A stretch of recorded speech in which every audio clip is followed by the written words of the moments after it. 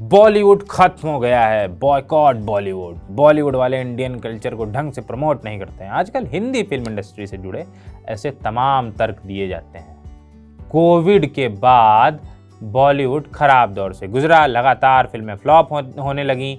ऐसा नहीं है कि फिल्में चली नहीं, दृश्यम 2 चली, भूल भुलैया 2 भी चली।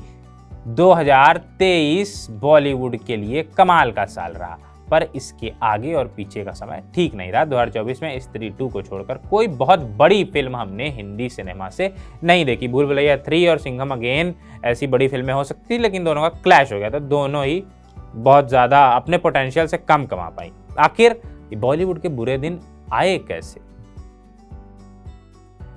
अनुराग कश्यप ने कुछ दिन पहले कहा था, फिल्म शुरू होने से पहले ही सब ये सोचते हैं कि इसे कैसे बेचेंगे। फिल्म बनाने का मजा अब खत्म हो चुका है, इसलिए मैं अगले साल मुंबई छोड़कर साउथ में शिफ्ट होने जा रहा हूं। मैं वहां जाना चाहता हूं जहां काम करने के लिए सब उत्सुक रहें। मैं अपनी इंडस्ट्री से निराश और परेशान हो गया हूं। एकदम दिल चीर देने वाली बात है ना। हम कई लोगों से सुनते हैं कि साउथ के एक्टर बड़े हम्बल होते हैं, वहाँ काम को लेकर बड़ा जुनून है, भले ही उनमें ईगो या अहंकार हो, लेकिन वो सामने नहीं दिखाते हैं। जबकि बॉलीवुड ठीक इसका उल्टा है।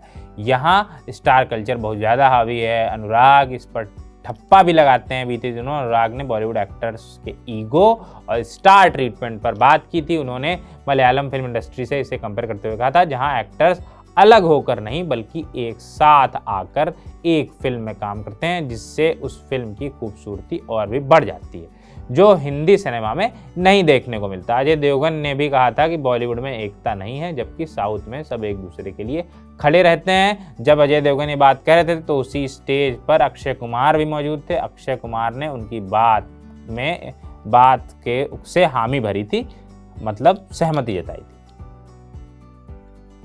ऐसा समय आ गया कि साउथ फिल्मों के प्रोड्यूसर्स खुले मंचों से बॉलीवुड को सुनाने लगे हैं। बीते दिनों लकी भास्कर के प्रोड्यूसर नागा वामसी ने कहा, मुझे नहीं लगता कि जब पुष्पा 2 के एक दिन में कमाल किया और 80 करोड़ रुपए का सिंगल डे कलेक्शन किया, उस रात पूरी मुंबई को नींद आई होगी।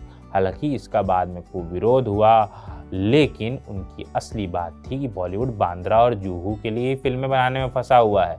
इस बात की भी खूब आलोचना हुई। डायरेक्टर संजय गुप्ता ने कहा कि 4-5 हिट देकर साउथ वाले बॉलीवुड के बाप नहीं बन जाएंगे, लेकिन सलमान खान भी ऐसा ही कुछ बोल चुके हैं। जब उनसे 2023 में फिल्म फेयर के एक इवेंट में पूछा गया था कि बॉलीवुड फिल्में क्यों नहीं चल रही, तो उन्होंने कहा था कि आजकल के फिल्म मेकर कुछ ज़्यादा ही कूल हो गए हैं, उनमें हमारे देश की समझ नहीं है। उन्होंने कहा था, गलत तरीके से बनाएंगे तो फिल्में कैसे चलेंगी। आज के समय में फिल्म निर्माताओं को भारत के बारे में एक अलग समझ है, क्योंकि उन्हें लगता है कि भारत अंधेरी से कुलाबा तक सीमित है। हालांकि भारत बहुत अलग है और इसकी शुरुआत रेलवे स्टेशन से होती है। मैं जिन डायरेक्टर्स और प्रोड्यूसर्स से हाल ही में मिला हूं और बातचीत की है, वो थोड़ा ज़्यादा ही कूल हैं, वो वैसा ही कंटेंट बनाते भी हैं। अनुपम खेर भी कह चुके हैं कि हिंदी फिल्मों से इंडियननेस गायब हो गई।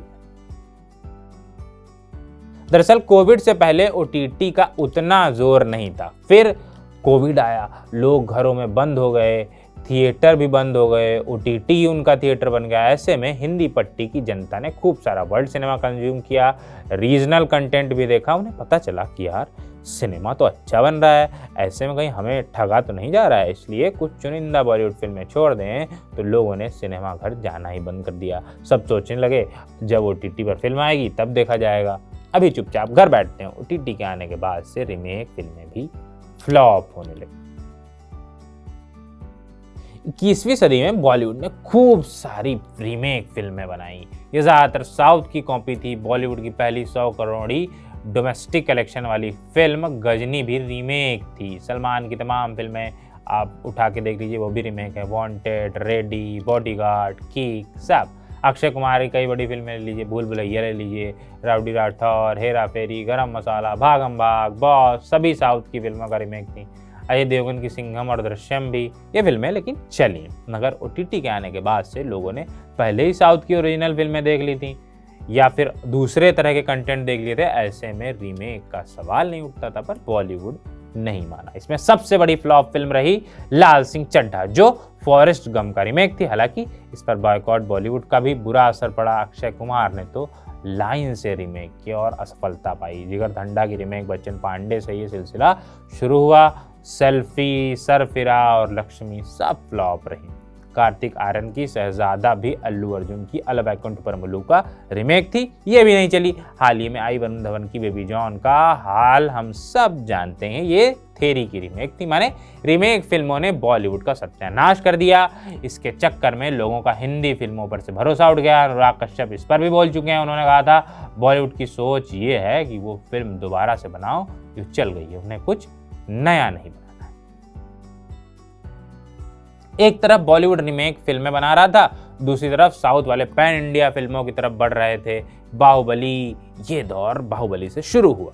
केजीएफ, पुष्पा, आरआरआर, कांतारा समेत ऐसी कई फिल्में रहीं जिन्होंने हिंदी पट्टी की जनता को चमत्कृत किया। 2024 में आई पुष्पा 2 और कल्कि ने भी खूब पैसे छापे। ये तो बड़े बजट की फिल्में थी जिन पे हम लोगों ने आरोप लगाया कि जो बॉलीवुड 80 और 90 के दशक में कर चुका, जो अमिताभ बच्चन करते थे, वो अब साउथ कर रहा है, वही हिंदी पट्टी देख रही है।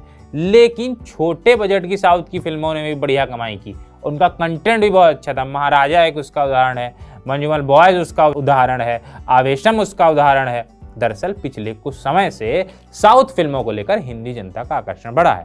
इसके उलट बॉलीवुड फिल्मों से उन्होंने दूरी बनानी शुरू की है। अब तो साउथ फिल्मों की डबिंग भी अच्छी होती है, तो कोई लोड नहीं लेता है कि भाई हिंदी में फिल्म है, देख लेंगे आराम से, भाषा का भी कोई लोचा होता नहीं। कई प्रोड्यूसर्स इस बात को बोल चुके हैं कि बॉलीवुड स्टार्स सैलरी बहुत लेते हैं। यहां तक कि नए एक्टर्स भी, करण जौहर ने कहा था, कुछ यंग एक्टर जिन्हें अभी बॉक्स ऑफिस पर खुद को साबित करना है, वो बिना बात के 20 से 30 करोड़ रुपए मांग रहे हैं। राजामौली ने हिंदी फिल्म इंडस्ट्री के बारे में कहा था, हुआ ये कि एक बार कॉरपोरेट हिंदी फिल्मों में घुस गया, उसने एक्टर्स, डायरेक्टर्स और कंपनियों को ऊंची फीस देनी शुरू कर दी, इसलिए उनमें सफल होने की भूख थोड़ी कम हो गई। भूषण कुमार ने भी एक्टर्स की बढ़ी हुई सैलरी पर बात की थी।